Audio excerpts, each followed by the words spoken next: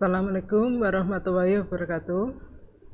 Selamat pagi, selamat sejahtera bagi anak-anakku yang beragama lain.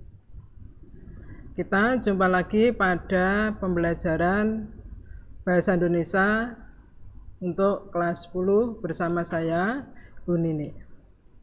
Pada minggu yang lalu, kalian telah dijelaskan oleh Pak Agus, yaitu mengenai pengertian debat, kemudian unsur-unsur dari debat itu sendiri. Pengertian debat dalam hal ini adalah bertujuan untuk menyamakan satu bentuk pendapat. Dan di dalam debat diharapkan ini nanti tidak terjadi adanya debat kusir. Maksudnya apa? Untuk peserta debat itu harapannya tidak saling yaitu menjatuhkan, yaitu untuk lawan yang lainnya.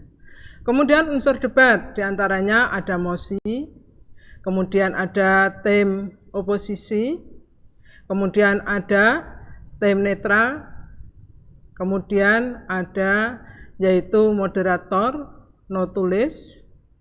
Ini adalah unsur-unsur dari pelaksanaan debat yang telah dijelaskan oleh Pak Agus pada minggu yang lalu. Kemudian untuk pertemuan ini kita yaitu masih pada materi debat, yaitu mengonstruksi bagian-bagian dalam berdebat. Di dalam mengonstruksi bagian-bagian dalam berdebat yang akan kita bahas, yang pertama di sini adalah merumuskan mosi, yang kedua menyusun pendapat dan argumen, yang ketiga di sini adalah menyimpulkan debat. Kita bahas yang pertama adalah merumuskan mosi. Tentunya dalam hal ini kalian masih ingat apa itu mosi. Mosi di sini adalah merupakan tema dari debat. Di dalam tema itu nanti yaitu harus bisa menimbulkan satu bentuk perdebatan, yaitu yang menarik di dalam debat itu sehingga menimbulkan satu bentuk pro dan kontra. Ini nanti adalah merupakan bentuk mosi yang akan kita pilih. Mosi di sini menjadi dasar bagi pihak-pihak yang berdebat untuk menentukan sikap, mendukung atau menolak mosi tersebut. Semua pihak dapat menyiapkan argumen untuk mendukung pendapatnya tentang mosi tersebut. Di dalam bentuk penentuan mosi di sini atau tema, ini ada hal-hal yang perlu diperhatikan. Yang pertama harus menarik. Maksudnya apa? Mosi yang mengandung kontroversi, yaitu adanya pro dan kontra, serta hangat atau faktual. Mosi yang kontroversial tentu menarik karena akan memunculkan banyak pendapat dari berbagai sisi, baik dari pihak yang pro maupun yang kontra. Sedangkan mosi yang faktual ini dapat menambah nilai, sehingga debat akan menjadi lebih menarik. Yang kedua, di sini adalah seimbang. Maksudnya apa? Mosi yang dipilih ini harus memiliki kekuatan argumen, mendukung dan menolak sama kuat.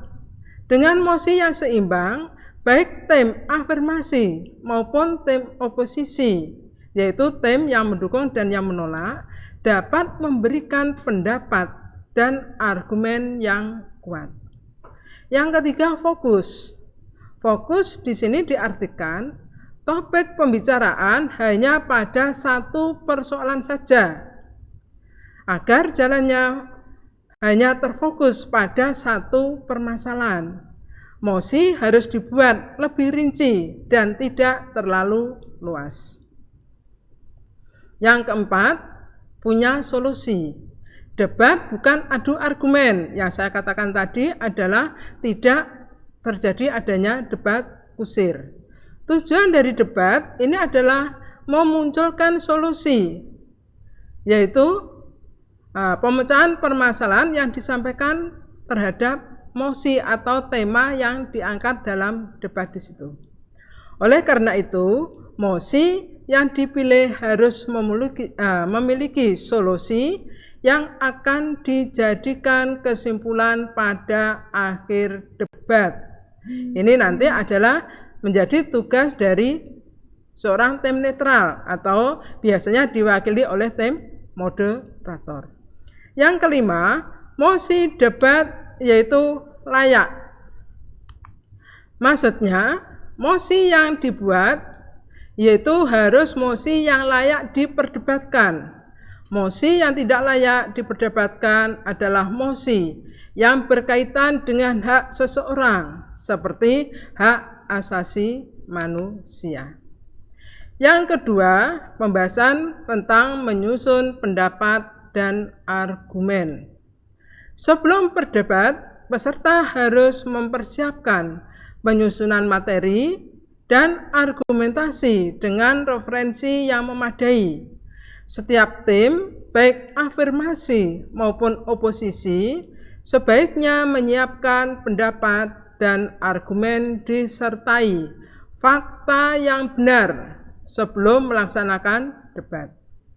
Hal yang diperhatikan ketika memberikan pendapat, argumen, dan sanggahan saat berdebat adalah yang pertama, peserta debat harus menguasai pokok permasalahan terlebih dahulu.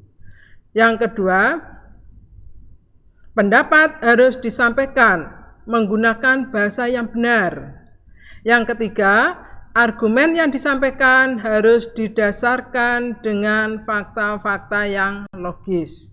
Yang keempat, bersikap sopan dan bijak di dalam menanggapi pendapat orang lain dan menghindari sikap emosi. Kemudian yang kelima, tidak menyela pembicaraan tim lain sebelum dipersilahkan oleh moderator. Di sini yaitu fungsi dari moderator adalah sebagai pengatur jalannya debat itu sendiri. Jadi semua ini harus melalui moderator. Kemudian yang terakhir, saat menyanggah harus disertai rasa simpatik dan menghormati tim lawan. Kemudian yang ketiga, menyimpulkan debat. Saat debat berlangsung, akan muncul banyak pendapat dan argumen, baik yang mendukung mosi maupun yang menolak mosi. Beberapa pendapat tersebut akan disimpulkan pada sesi akhir debat. Kesimpulan debat dapat dibuat menggunakan penalaran induktif. Yang dinamakan penalaran induktif di sini adalah proses berpikir untuk menarik kesimpulan berupa prinsip atau sikap yang berlaku umum berdasarkan fakta-fakta yang bersifat khusus.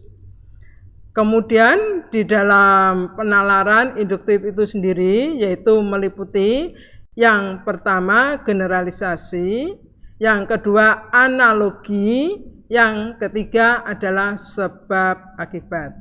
Kita bahas satu persatu. Yang pertama adalah yaitu generalisasi.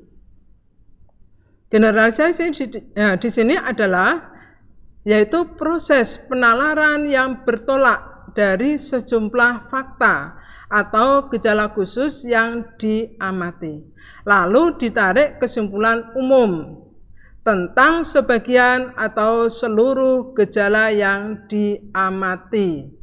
Dalam pengembangannya perlu dibuktikan dengan fakta, contoh, data statistik, dan sebagainya. Ini adalah yaitu yang termasuk penalaran generalisasi. Yang kedua adalah analogi. Analogi di sini adalah proses penalaran yaitu yang berdasarkan pada pembagian serta terhadap sejumlah gejala khusus yang memiliki persamaan, kemudian ditarik kesimpulan. Ini nanti adalah berdasarkan contoh kejadian yang sudah pernah ada. Yang terakhir di sini adalah sebab akibat. Ini adalah sebagai proses penalaran yang dimulai dengan mengemukakan fakta yang berupa sebab dan sampai pada kesimpulan yang merupakan akibat. Ini adalah materi tentang debat, yaitu sebagai kelanjutan materi minggu yang lalu. Demikian anak-anak, kalian harus tetap semangat di dalam belajar meskipun yaitu kita belajar dalam jarak jauh atau daring. Jangan lupa kalian tetap absen dan nanti mengerjakan tugas-tugas yang ada. Saya akhiri. Wassalamualaikum warahmatullahi wabarakatuh.